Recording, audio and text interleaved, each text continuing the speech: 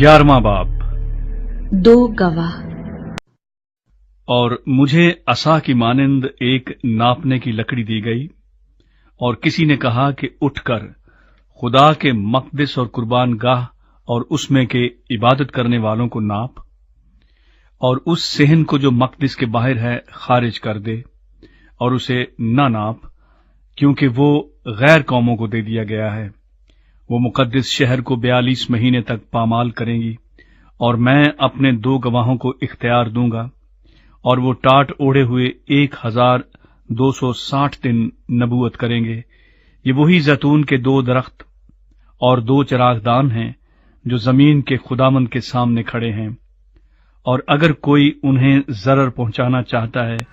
तो उनके मुंह से आग निकलकर उनके दुश्मनों को खा जाती है,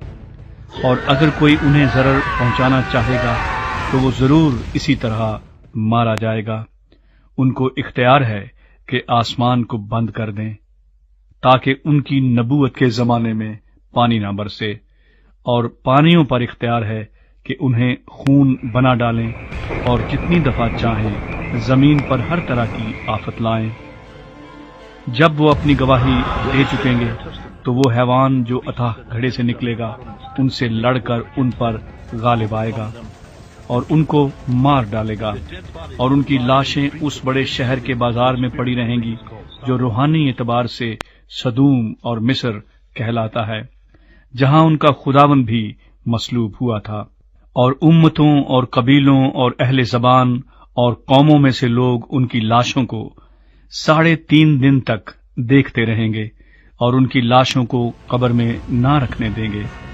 और जमीन के रहने वाले उनके मरने से खुशी मनाएंगे और शादियाने बजाएंगे और आपस में तोहफे भेजेंगे, क्योंकि इन दोनों नबियों ने जमीन के रहने वालों को सताया था। और 3.5 दिन के बाद खुदा की तरफ से उनमें जिंदगी की रूह दाखिल हुई, और वो अपने पांवों के बल खड़े हो गए, और उनके देखने वालों पर बड़ा खौफ छा गया। और उन्हें आसमान पर से एक बुलंद आवाज सुनाई दी कि यहां ऊपर आ जाओ। पस वो बादल पर सवार होकर आसमान पर चढ़ गए,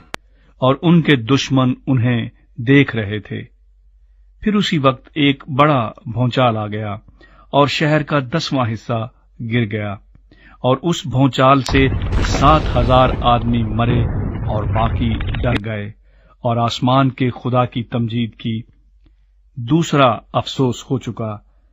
देखो तीसरा अफसोस जल्द होने वाला है। 7वां नरसिंगा।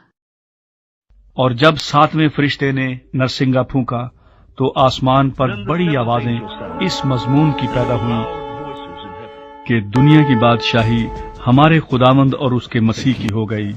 और वो अब्दुल्लाबाद बादशाही करेगा। और 24 बुजुर्गों ने जो खुदा के सामने अपने अपने तख्त पर बैठे थे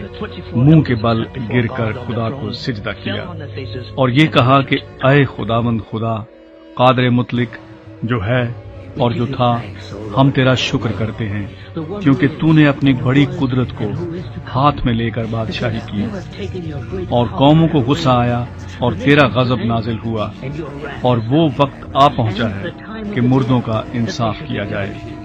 और तेरे बंदों नबियों और मुकद्दसों और उन छोटे बड़ों को जो तेरे नाम से डरते हैं अजर दिया जाए, और जमीन के तबाह करने वालों को तबाह किया जाए। और खुदा का जो मकदस आसमान पर है वो खोला गया, और उसके मकदस में उसके अहद का संदूक दिखाई दिया, और बिजलियां और आवाजें और गरजें पैदा हुई, और भूचाल आया और बड़े ओले पड़े।